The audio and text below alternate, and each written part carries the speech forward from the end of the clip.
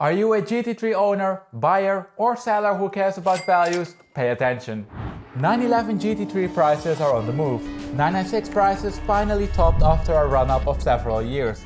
997 prices remain strong as ever, the 991 market recovered, and the prices for the 992s are still falling. In this video we'll unravel the latest price dynamics and compare them to the market average. Is your favorite GT3 doing better or worse than the rest? Let's find out. But as always, we'll start with a brief overview of the market. Over here we have the US market in July 2023, split by generation.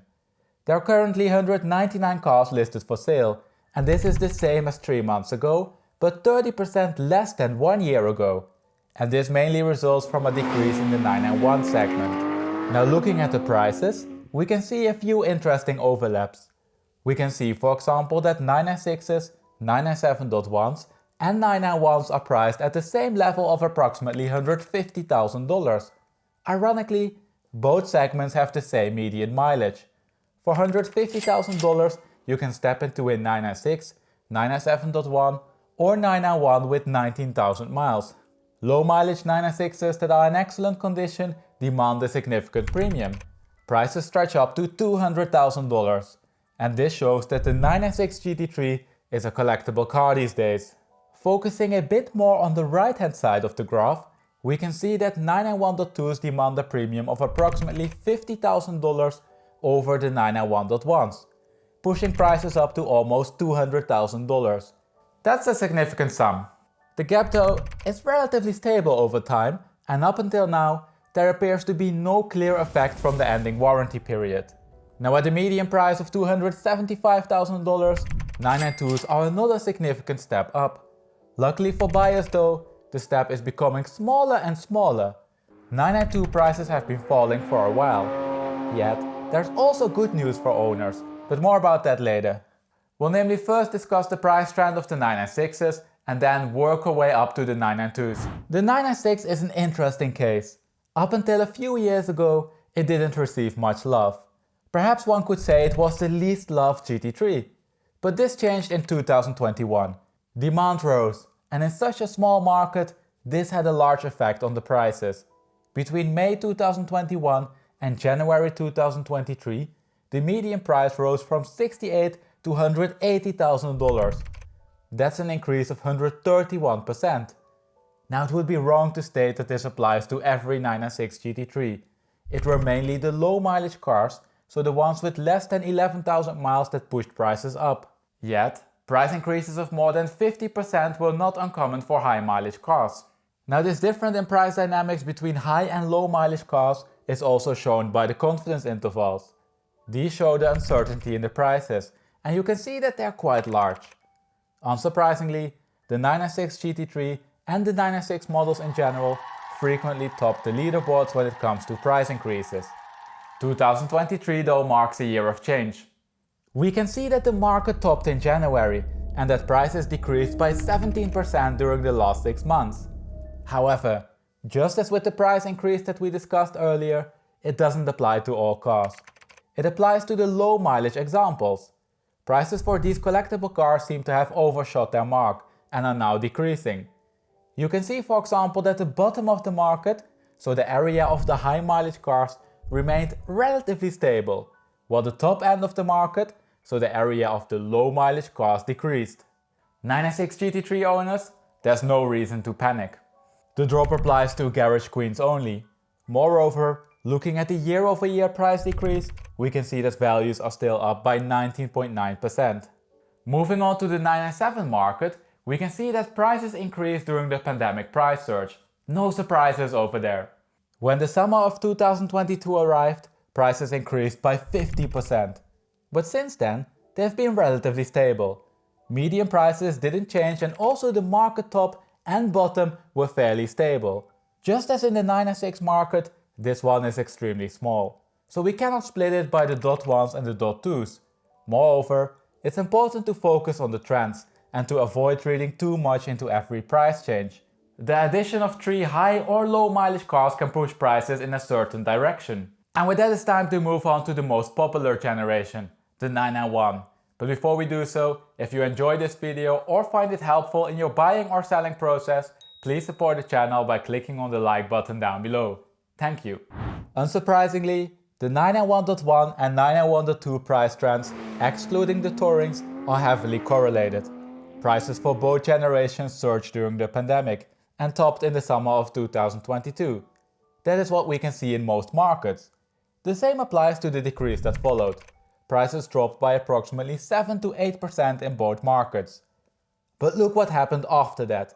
A clear recovery is visible, and this recovery is much stronger than for other cars. Since January 23, prices increased by 3.8% or $5.5 thousand in the 991.1 market, and by 2.6% or $5,000 in the 991.2 market. The annualized rate hereby arrives at 0% for the 991.1 and minus 4.6% for the .2. There's by the way no difference between the manuals and the PDKs.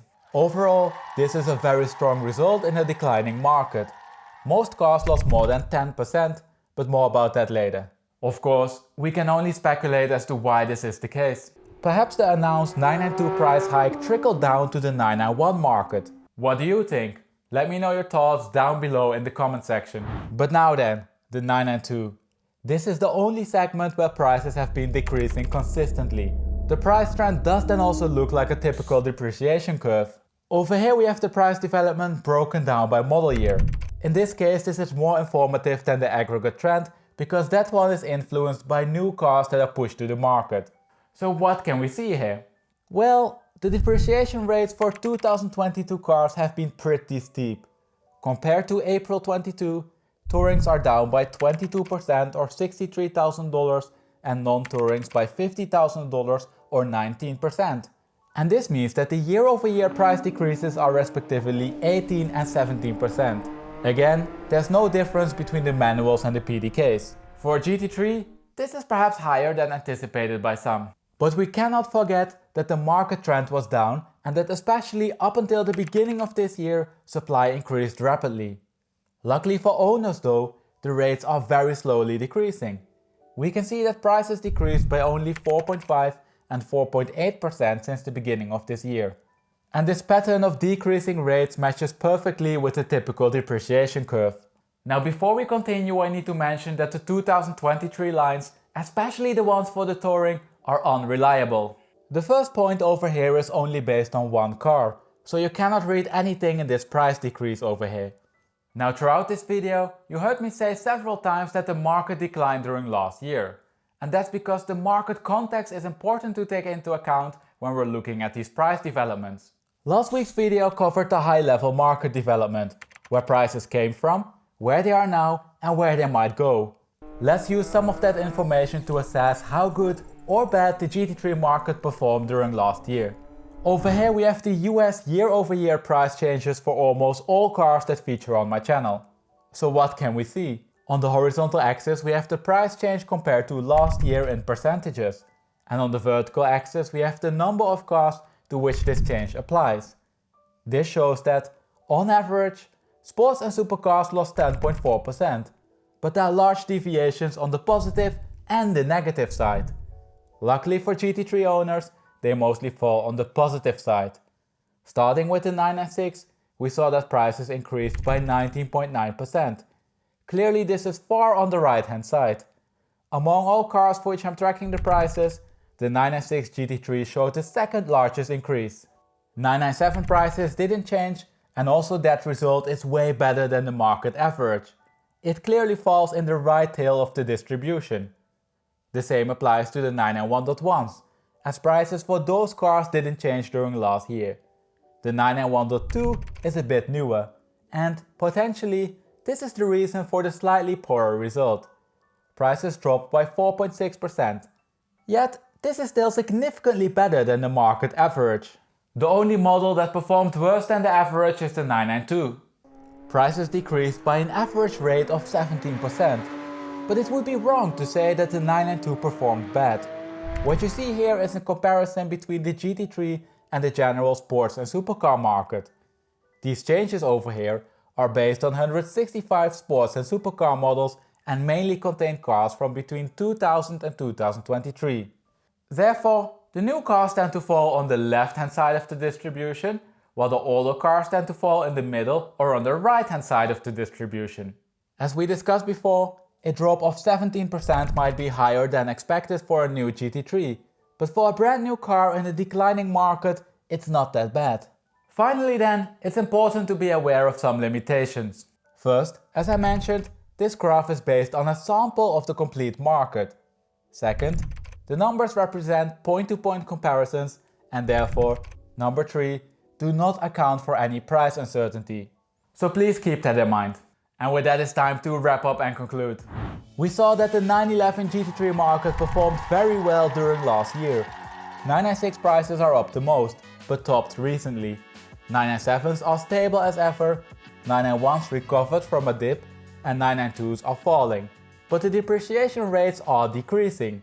Given last week's market analysis, this isn't a surprising result.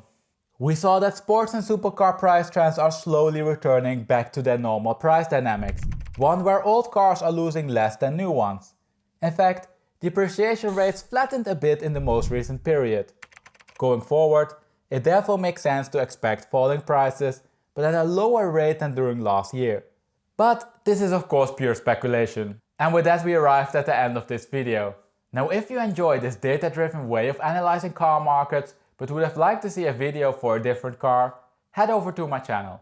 Over there you'll find detailed market analysis for a large variety of cars. Can't find the car you're looking for? Let me know the name of the car by commenting it down below in the comment section. Once there are enough requests for a certain car, I'll make a video about it. As always, thank you for watching, and I hope to see you next week for a new video.